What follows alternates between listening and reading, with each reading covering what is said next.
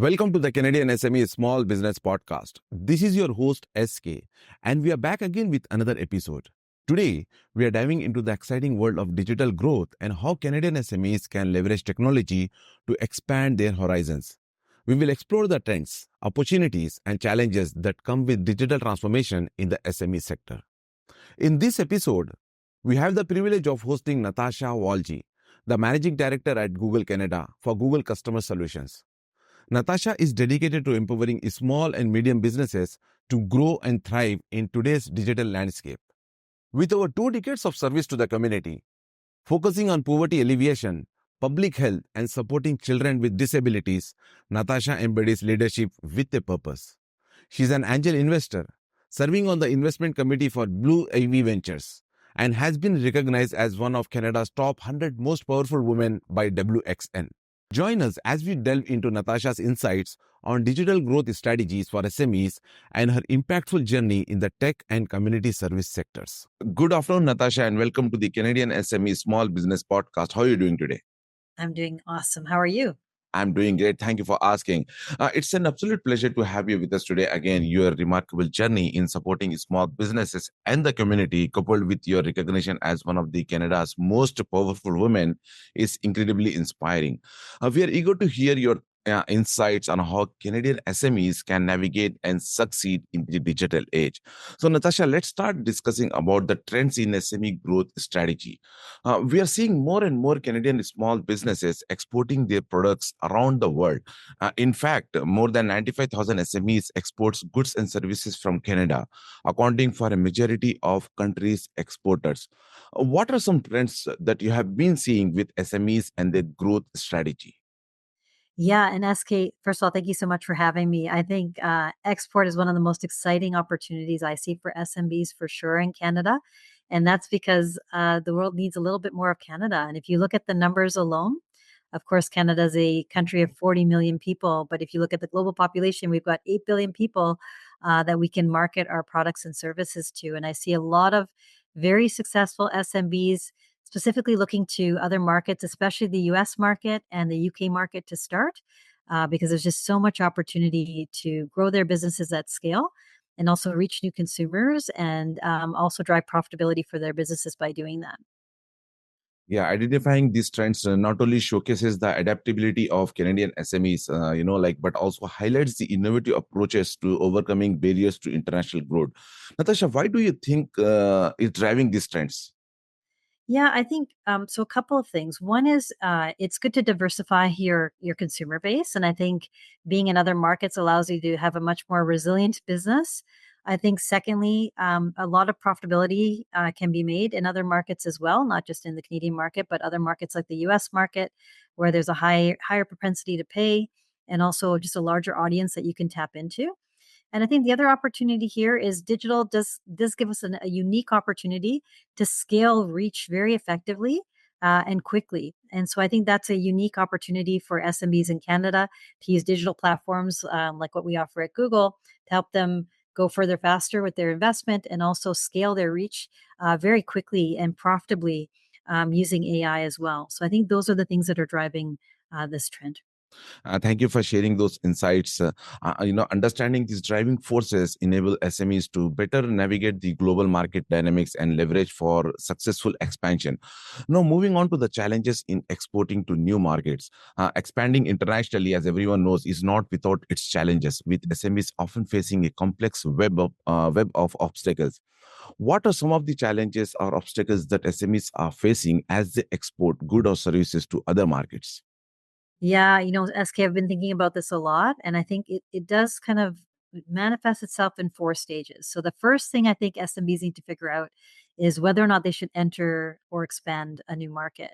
We've got tools online at Google, one tool in particular called Market Finder that's super helpful in identifying which markets would be ideal to expand or enter. The second thing I think that a lot of businesses need to think about is preparing to launch. So how they should go about launching their brand. Should they do it online or with a physical footprint? I know that's often a trade-off, an investment on both, but we do see more and more brands even leading with a digital presence in a new market to start and then layering in a store footprint as needed. So, for example, leading with e-commerce. The third thing I think that they're thinking a lot about after deciding where to enter and preparing for launch is how do they optimize performance to make sure that it's profitable? Because of course, if you're, for example, entering the US or UK market, you want to make sure that your investment is actually driving profitable outcomes. And of course, it's a lot more expensive to go to the US or UK or another market typically. And then the last thing that a lot of the businesses I work with think about is building their brand in a more sustainable way. So it's fine to have an initial, customer identify with your product and want to purchase it, but how do you keep them coming back for more and help have them amplify your brand so you can kind of build a strong market presence? So those are the four things that a lot of SMBs that I work with are thinking about as they enter new markets and look to export. And highlighting these challenges is crucial, not to deter SMEs, but to prepare them for the realities of international business, fostering resilience and strategic planning. Natasha, let's dive into the growth strategy for an SME looking to expand their business overseas. Where and how do they start? So a lot of businesses come to me and I always tell them that before they do paid ads, they should use a lot of our freely available services first. And so I always say the single most important thing that you can do for your brand is build a really strong online presence. Why is this important? It's because 90% of consumers will go online before they transact or make a decision to buy. So having an excellent website that loads quickly, by the way, if it takes more than 3 seconds, you would have about a 40 to 50% drop off. So making sure they have a great online presence again that loads quickly is super important. Secondly, having really strong search engine optimization is really important to just make sure that people can discover you and find you online. And then thirdly, we highly encourage a lot of our businesses to have a strong Google My Business profile. And all of these things actually fuel what goes into Google search and Google Maps to make sure that you have a strong presence and actually people can find you and you can, they can, when they're searching online. We also have a small business hub. So maybe I can share that with you to share with your audience here. It's a one-stop shop that highlights all of these tools and can give you some additional recommendations on how you can navigate all of that online. Natasha, as you rightly said, more than 90% of the people, they search online for the services or goods they are looking for. And I think no one knows better than Google, right? Well, I think obviously we kind of partner with different publishers, et cetera, but making sure that you're discoverable online, all those things, and not just on the Google platform. You're right, SK. There are other platforms as well that you should be present on.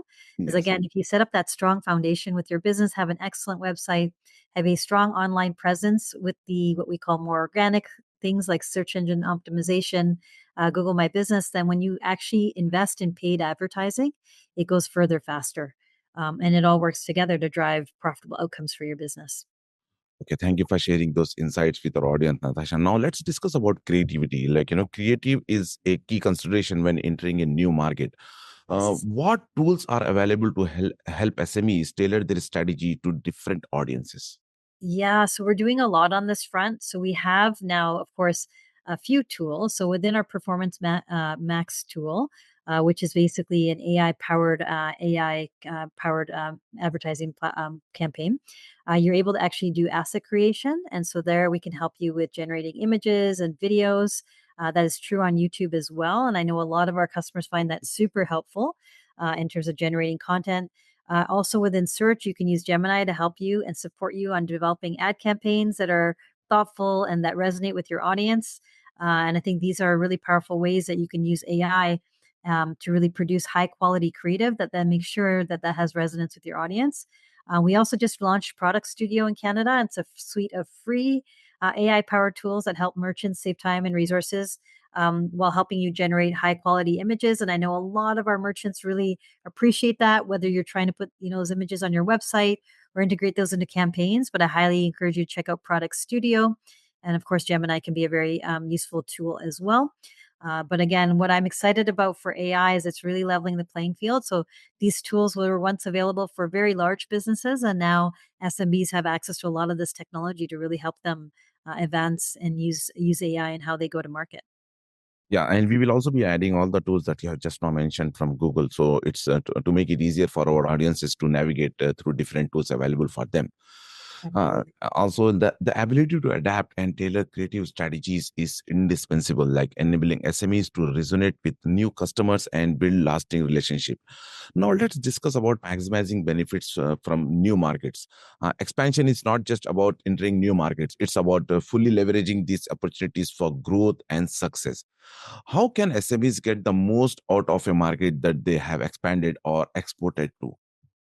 Well, so one of the most exciting developments I think in marketing is being able to think of marketing as a profit center, not a cost center. So marketing traditionally has been looked at as you invest a dollar in and it becomes a cost. You're not always sure what comes out on the other end. But marketing of today is really about investing a dollar into marketing and knowing what the return on investment would be on that dollar. And I'm really excited to see that kind of mindset now for SMBs that work with us and integrating AI into how we do that. So, for example, when a customer comes to us and says, I'd like to invest $100, let's say, in marketing, it's obviously more than that. We would be able to say, in return for that, we can generate 3 or 4x of that in terms of revenue that we'd be able to drive. And we're able to then make sure that the products that we activate to generate that outcome, whether it's Google search or Performance Max is our other big AI platform, works towards generating that outcome for our customers.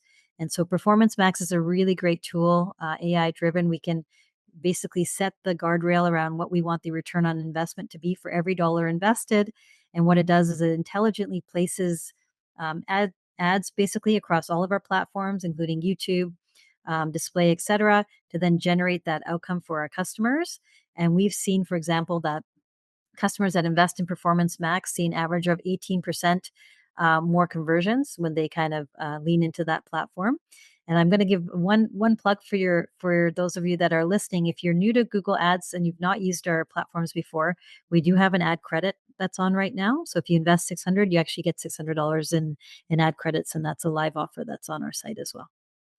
As you rightly said, Natasha, like maximizing market potential requires a blend of strategic insight and on the ground learning, forming the basis for continuous improvement and adaptation. Now, Yeah. moving on to building awareness and cultural relevance. Awareness and cultural relevance are critical for SMEs to not just enter, but truly integrate into new markets. How can SMEs build awareness in a new market and stand out to ensure the product is culturally relevant? Yeah, I think it's such a great point. So you want to be localizing the content into that local context, and the language is quite an important aspect of that, as I'm sure you're aware. SK, we have tools that help a lot of our customers localize content.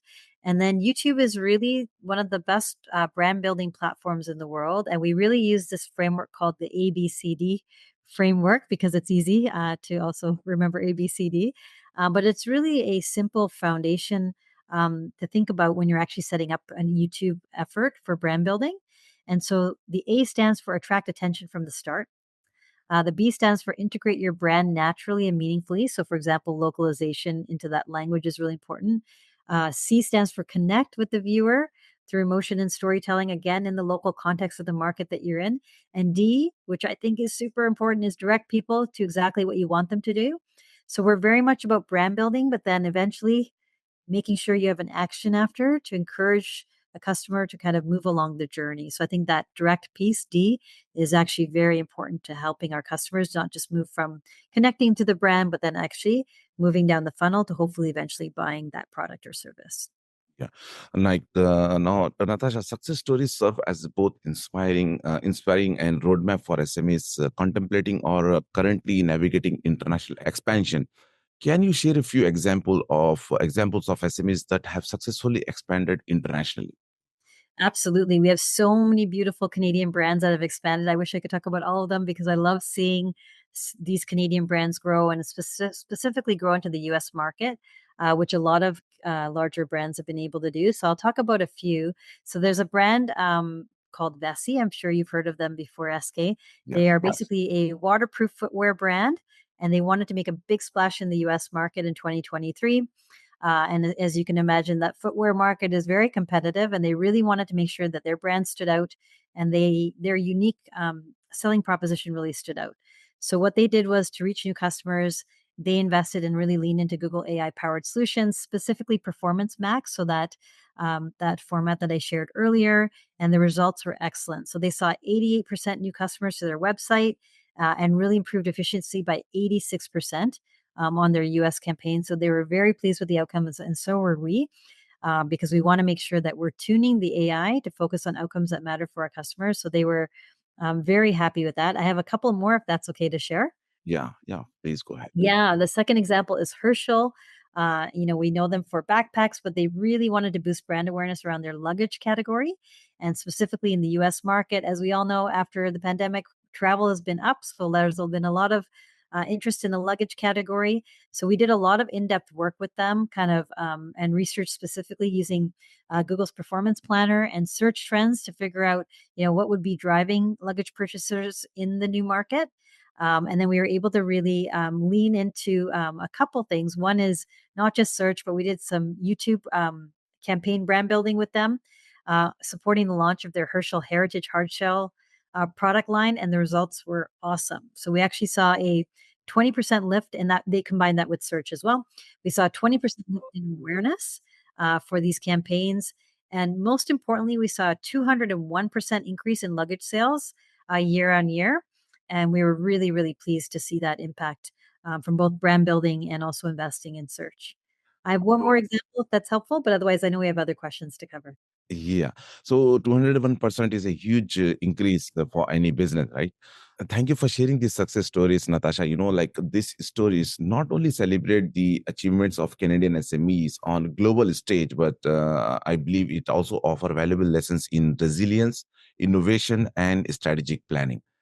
For sure. Yeah. As we conclude our insightful journey through the world of international expansion for SMEs, is there anything further you would like to add? When I think about AI, I can imagine if you're an SMB today that there's a lot of conversation, a lot coming at you, and a lot of velocity around AI. And what I'll say is that I feel like AI has an amazing transformative power when it comes to helping SMBs, but you need to lean into it. And I know sometimes we may want to lean out, but this is a really key moment, especially for Canadian SMBs, to leverage AI around you. And I think AI works best when it's people working together with the AI and really testing and learning and being creative. And that's how we can get the best of AI possible. Obviously, we want to do this in a very responsible way, but also in a way that drives to business results. And I think that's what I hope you garnered from today's conversation is that leaning into AI in the right ways in the right moment and setting a solid foundation, layering experimentation in there and using data to understand where to focus can really power your business. And if you do it in the right way, you can make sure that, as you invest in areas like marketing that are now powered by AI, you can generate profitable outcomes for your business that can help you grow, innovate, and scale. And I think that's what's really, really exciting about AI. And I'm just really excited for the future and to see the impact on SMBs in Canada.